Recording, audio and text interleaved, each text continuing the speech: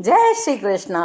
मैं संध्या शर्मा श्री चैतन्य महाप्रभु की सुंदर कथा में आप सभी हरि भक्तों का स्वागत करती हूँ। नित्यानंद जी नवद्वीप में आ गए। प्रभु को हृदय के तार द्वारा ही पता चल गया कि नित्यानंद जी आ गए हैं। उन्हें खोजने जाते हैं। सीधे ही नंदनाचार्य के घर पहुँचते हैं। नित्यानंद जी की महिमा दिखाने के लिए प्रभु श्रीवास पंडित से श्लोक गाने को कहते हैं और श्लोक को सुनते ही नित्यानंद जी प्रेम में मगन हो जाते हैं, मूर्छित होकर गिर पड़ते हैं। दोनों महापुरुष एक दूसरे को गाढ़ा आलिंगन करने लगते हैं।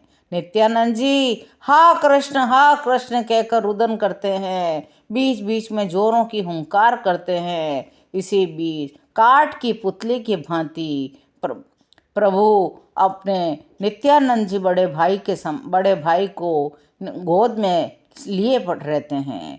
प्रभु नित्यानंद जी के मस्तक पर अपना कोमल हाथ घुमाते हैं। उनके स्पर्श मात्र से नित्यानंद जी को परमानंद प्रतीत होता है। नित्यानंद प्रभु को प्रकृष्टस्थ देखकर प्रभु दीन भाव से कहते हैं, श्रीपाद आज हम सभी लोग आपकी पद धूलि को मस्तक पर चढ़ाकर कृतकृत्य हुए। आपने अपने दर्शनों से हमें बड़भागी बना दिया।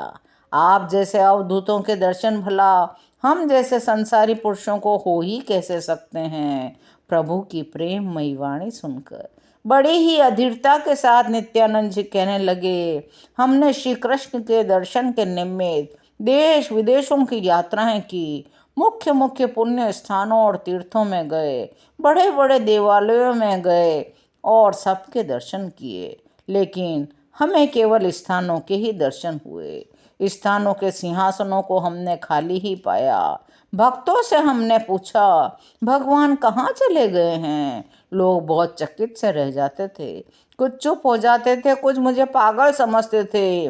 तब एक भक्त ने कहा, भगवान नवद्वीप में प्रकट हुए हैं, श्री कृष्ण संकीर्तन का प्रचार कर रहे हैं, तुम उन्हीं की शरण में जाओ, तुम्हें वहीं शांति होगी। इसलिए मैं नवद्वीप आया हूँ।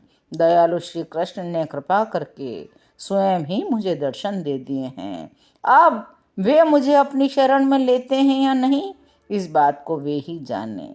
नित्यानंद जी फिर प्रभु गौरांग की गोदी में लुढ़क पड़े। उन्होंने अपना सर्वस्व गौरांग को अर्पण कर दिया। प्रभु ने धीरे धीरे उठाया और कहा, आप स्वयं ईश्वर हैं। आपके शरीर में सभी ईश्वरता के चिन्ह प्रकट होते हैं। आप तो यूं ही मेरी बात करते हैं, ये सब गुण तो आप में ही विद्यमान हैं, हम तो साधारण जीव है। श्रीवास से पूछा, मुरारी गुप्त ने, इन दोनों की बातों से पता ही नहीं चलता कौन बड़ा है कौन छोटा। तो श्रीवास पंडित ने कहा, किसी ने शिवजी से जाकर पूछा कि आपके पिता कौन हैं। तो शिवजी ने कहा, विष्णु भगवान। और विष्णु भगवान से पूछा, आपके पिता कौन हैं। तो विष्णु भगवान ने कहा, देवाधिदेव श्री महादेव जी ही हमारे पिता हैं। इस प्रकार इन महापुरुषों की लीला तो ये ही समझ सकते हैं। और आचार्य जो नंदनाचार्य जी थे, वे इन दोनों की लीलाओं को आश्चर्य के साथ देख रहे थे।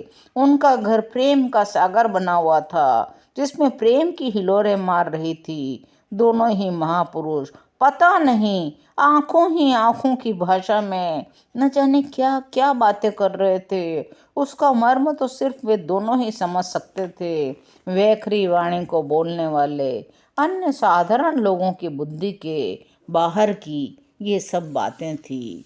आज की यह सुंदर कथा यहीं विश्राम लेती है। शेष कथाओं को सुनने के लिए चैनल को लाइक करिए, शेयर करिए और सब्सक्राइब करिए और मेरे साथ बड़े प्रेम से बोलिए, हरि बोल, हरि बोल, हरि हरि बोल।